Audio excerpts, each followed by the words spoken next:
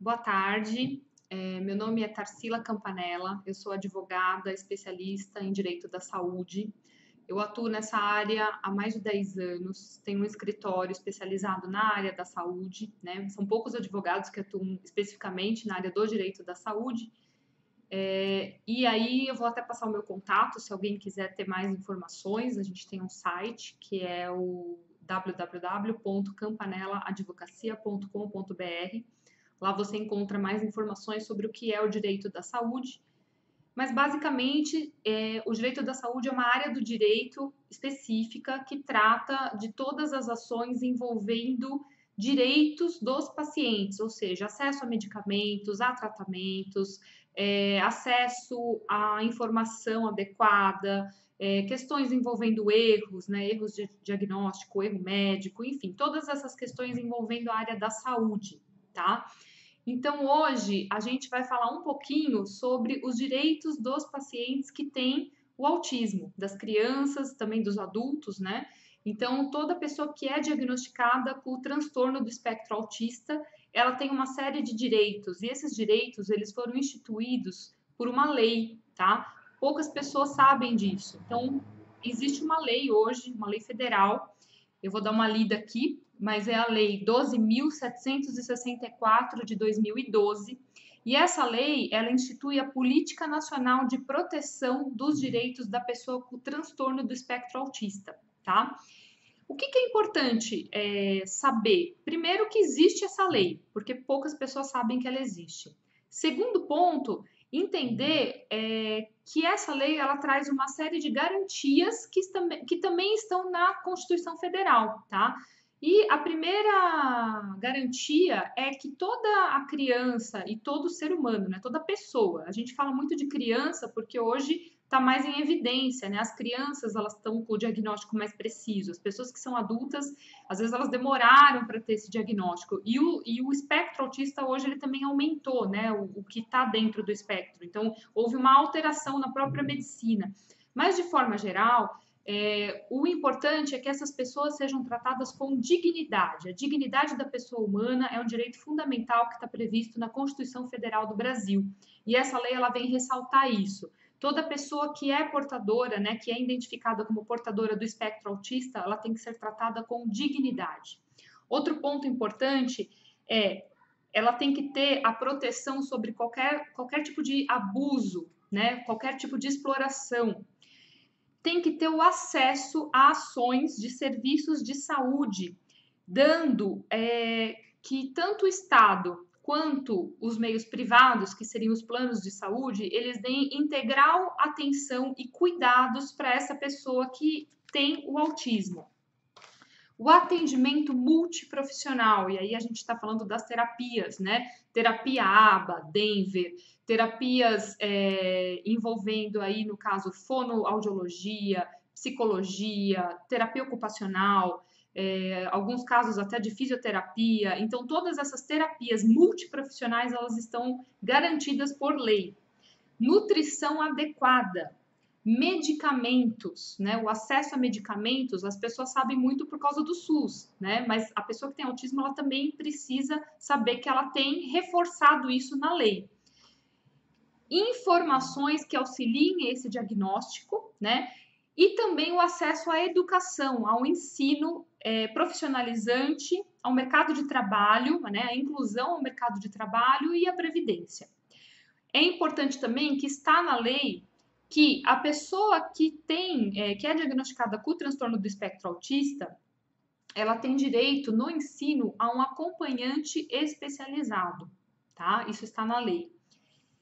E toda escola, tá? Toda escola, seja ela municipal, estadual, particular, não pode recusar a matrícula. Isso está no artigo 7º da lei, tá? O gestor escolar, a autoridade competente que recusar a matrícula de aluno com transtorno do espectro autista ou qualquer outro tipo de deficiência será punido com multa de 3 a 20 salários mínimos. Então, o primeiro ponto do nosso bate-papo hoje é informar as pessoas que existe uma lei que protege especificamente as pessoas que têm o autismo e que essa lei dá uma série de garantias, certo? Outro ponto, a gente vai falar um pouquinho sobre a questão dos planos de saúde. tá? Que é o nosso segundo tópico. E o que é importante a gente saber? Os planos de saúde, eles, seja um plano individual, empresarial, coletivo por adesão, autogestão, eles são obrigados a custear, né, os tratamentos da pessoa que é diagnosticada com o transtorno do autismo, certo? Então, primeiro ponto, o autismo ele tem uma classificação no CID-10, que é a Classificação Internacional das Doenças. Então, o artigo 10 da Lei 9656 de 98, que é a Lei dos Planos de Saúde, esse artigo ele é muito claro em dizer que todas as doenças que estão classificadas e listadas no CID-10, elas têm que ter atendimento. Então, ponto. A pessoa que tem autismo, ela tem que ter atendimento pelo plano de saúde. O segundo ponto importante é que o plano de saúde ele é obrigado a ter uma lista de prestadores credenciados, certo? E entre esses prestadores credenciados, ele tem que disponibilizar a todos os seus beneficiários o atendimento, tá? Então, não importa se esse atendimento é pelo método ABA, pelo método Denver, se são sessões de psicoterapia, sessões de fonoaudiologia, o plano de saúde ele tem que disponibilizar esse atendimento, tá? Aí as pessoas perguntam assim, mas não existe, na maioria dos planos, clínicas credenciadas para esse método ABA ou para o método Denver, né, que está muito em voga também. Então, o que acontece na maioria das vezes, né? Muitas pessoas procuram o Poder Judiciário para ingressar com ações pedindo para que o plano faça a cobertura. Então, a partir do momento que o plano não tem a rede credenciada ou referenciada, o Poder Judiciário acaba autorizando que essas terapias especializadas sejam prestadas por profissionais que não estão na rede credenciada. E aí é feito através do sistema de reembolso, tá? Então, a gente geralmente pleiteia muito isso na justiça, para que a pessoa faça o atendimento, tenha o atendimento completo, e se o plano não tenha nenhum prestador credenciado para prestar esse atendimento especializado que o autista precisa, ele pode sim pleitear que seja feito em um local não credenciado, mas que seja feito através do sistema de reembolso, ou seja, que o plano seja obrigado a custear esse tratamento através de um pagamento via reembolso. Isso está garantido na lei dos planos de saúde, tá? É importante explicar que existe, sim, um número limitado de atendimento pela Agência Nacional de Saúde, tá? Porque a lei dos planos de saúde é uma lei federal, porém, tudo que envolve planos de saúde hoje no Brasil, existe uma regulamentação da ANS, que é a Agência Nacional de Saúde Suplementar. E essa ANS, ela regulamenta uma série de questões que envolvem os planos de saúde, inclusive regulamenta algumas questões da própria lei, né? Ela dá as diretrizes de como a lei deve ser cumprida. Em relação a terapias, o que acontece muito é que essas terapias, elas acabam sendo limitadas pela própria ANS, tá? Então, hoje, a ANS, ela autoriza, no máximo, 40 sessões, por exemplo, de psicologia, né? Então, ela fala assim, olha, o plano ele pode custear até 40 sessões. Acima disso, não. 40 sessões por ano. Acontece que a gente sabe que uma pessoa, uma criança que tem autismo, ela geralmente precisa de muito mais do que 40 sessões por ano, né? Existem casos aí da pessoa precisar de sessões diariamente, de ter um acompanhamento multidisciplinar diário, né? Todo dia, de segunda a sexta, precisa dessas terapias. Então, o que acontece? Existe hoje, né, um entendimento do Poder Judiciário entendendo que esse limite de atendimento ele é abusivo, tá? Por quê? Porque os planos de saúde, embora eles tenham uma lei específica, eles também são disciplinados pelo Código de Defesa do Consumidor. E o Código de Defesa do Consumidor, ele entende que é abusivo uma prestação de serviço que vai desequilibrar a relação de consumo, que vai deixar esse consumidor numa situação de desvantagem exagerada, né? Então, o que acontece? O Poder Judiciário também acaba entendendo que não pode haver esse limite, que esse limite de sessões ele acaba prejudicando o tratamento. E o objetivo maior de um plano de saúde é garantir o tratamento integral, né? A gente tem lá na lei dos planos de saúde, eu vou tomar a liberdade de ler o artigo, só um minutinho que eu vou achar aqui. na Lei dos Planos de Saúde, lá no finalzinho dela, existe o artigo 35F. E esse artigo diz o seguinte: a assistência que alude o artigo 1º, né, que dá as diretrizes básicas da lei, compreende todas as ações necessárias à prevenção da doença e à recuperação, manutenção e reabilitação da saúde. Ou seja, a própria lei, ela informa que todas as ações para manutenção, reabilitação e recuperação da saúde, elas têm que ser prestadas pelos planos de saúde. Então, existe uma incompatibilidade lógica. Por quê? Porque a lei diz que tudo deve ser feito em prol da saúde e, ao mesmo tempo, a ANS vem com uma resolução normativa determinando um limite de sessões. Então, por conta disso, o que prevalece? A lei federal, ela está acima da resolução normativa. Então, a lei federal acaba prevalecendo e, por conta disso, o judiciário ele entende que não pode haver limite de sessões. As sessões elas são devidas porque elas fazem parte de um atendimento que é contínuo, uma ação contínua e que impacta na vida dessa pessoa, né? A gente sabe hoje que a criança que é diagnosticada precocemente com autismo, ela tem que ter a intervenção o quanto mais rápido possível. De preferência que essa intervenção comece antes dos 5 anos de idade. Por quê? Porque isso vai envolver uma resposta muito melhor dessa criança. Ela vai conseguir ter todos esses atendimentos contínuos de forma mais rápida e vai fazer com que ela tenha um desenvolvimento melhor também na vida dela, que vai se evoluir aí para uma adolescência e para ser um adulto mais saudável, né? Garantindo aí todos os atendimentos. Então, o plano de saúde, o principal objetivo dele é ação de recuperação e prevenção de saúde. Manutenção também. Então, assim, é totalmente ilógico a gente ter um atendimento limitado, né? Então, por conta disso, e usando também diversos artigos aí do próprio Código de Defesa do Consumidor, o Poder Judiciário hoje, ele entende que o limite de sessão, ele é indevido, ele é abusivo, tá?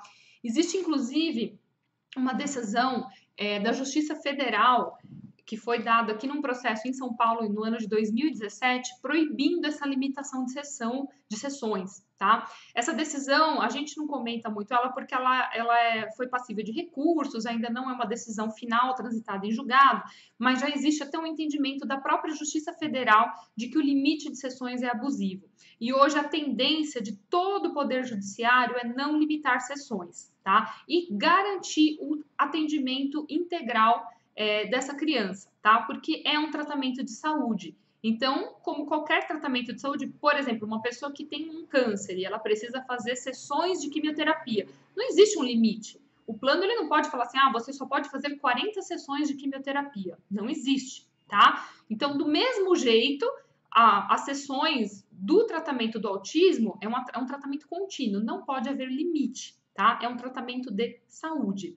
Então, em relação aos planos de saúde, o que a pessoa precisa ter em mãos, né? Ela precisa ter o diagnóstico correto, ela precisa ter toda a prescrição do tratamento, o que essa criança precisa, a quantidade de horas, quais as terapias que estão incluídas e, de preferência, que esse tratamento seja realizado em um local único, né? Lógico, tem algumas pessoas que não têm essa questão do local único, são vários prestadores, mas se ela tiver um local que já tem as terapias, fica muito mais fácil.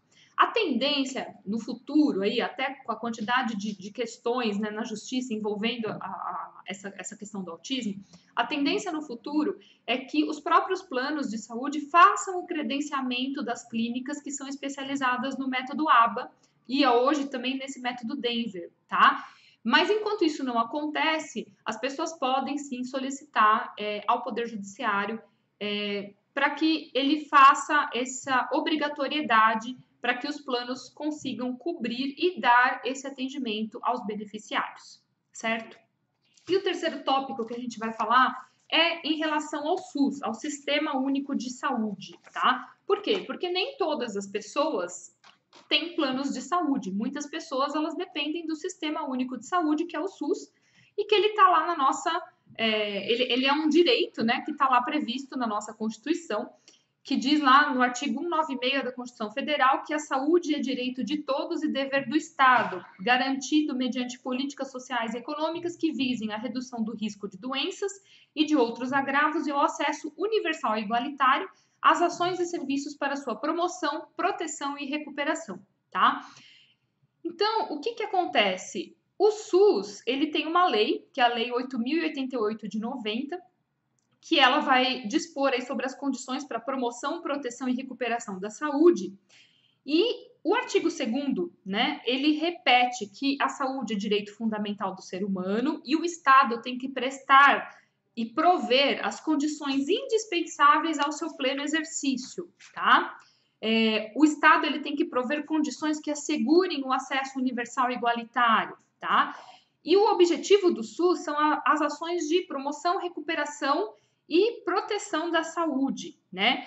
E o artigo 6º, ele coloca lá no inciso 1, letra D, que o Estado, né, pelo SUS, ele tem que executar ações de assistência terapêutica integral, inclusive a farmacêutica.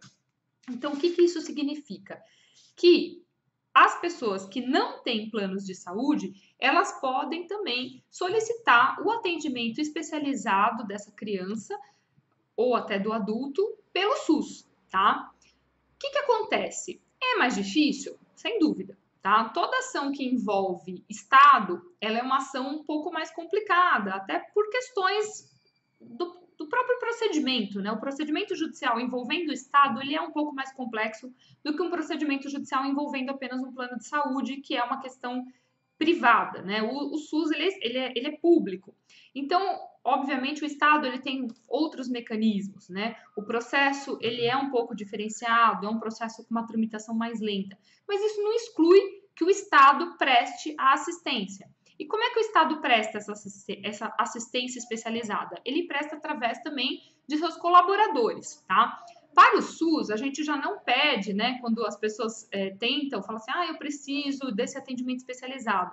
Posso pedir para o SUS? Pode, mas não exija que o SUS custeie uma clínica particular, porque daí ele vai estar um pouquinho fora do que é o dever do Estado. Então, o Estado ele tem que promover a recuperação da saúde através de locais especializados do próprio Estado, né? Então, existem algumas questões, por exemplo, em São Paulo, existem as AMEs, e essas AMEs, elas têm atendimento para essas crianças que têm autismo. Então, algumas pessoas ingressam contra o Estado, pedem para que o SUS faça o tratamento, aí é feito toda uma perícia médica nessa criança, né? Além dos relatórios médicos que é juntado pelos pais quando começa a ação, o Estado ele vai exigir que um médico do Estado ateste e comprove que realmente existe, né, que o diagnóstico foi confirmado, qual que é a necessidade do atendimento, e o Estado ele promove isso através da sua própria rede, da rede do próprio SUS, tá? Então, para o Estado, não dá muito certo pedir uma clínica particular, uma clínica especializada. Geralmente, a tendência é que o Estado preste o serviço através das suas próprias clínicas estaduais ou municipais, certo? Mas também não é impossível, tá? Então, isso é o que a gente tem para falar em relação aos direitos, tá? É importante esclarecer para que as pessoas tenham conhecimento. É só o conhecimento que faz com que você exija o cumprimento dos seus direitos, das suas garantias constitucionais, das suas garantias legais. Então, seja você um beneficiário de um plano de saúde privado, seja você apenas uma pessoa que tem direito ao SUS, né, que não tem plano de saúde, mas que faça uso do SUS, do Sistema Único de Saúde, você pode sim exigir os direitos e você pode fazer cumprir as leis através do nosso Poder Judiciário. Eu espero que tenha esclarecido e, de qualquer forma, fico à disposição para qualquer dúvidas que se façam necessárias. Muito obrigada.